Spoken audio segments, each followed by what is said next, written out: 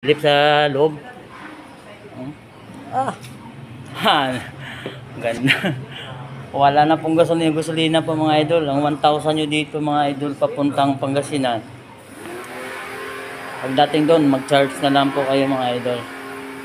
Kita nyo po yan. Parang nakakotsina kayo. So yung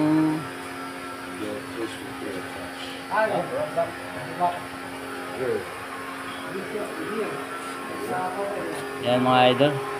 Ang ganda pang babae, mas pwede din, mas maganda sa mga babae. Ayun yung mga idol. Yan. So pag check-in nyo daw sa hotel doon, pwede kayo gumala habang nagcha-charge ito. Yan, tumutulog kayo. Dito lang magcha-charge lang muna kayo.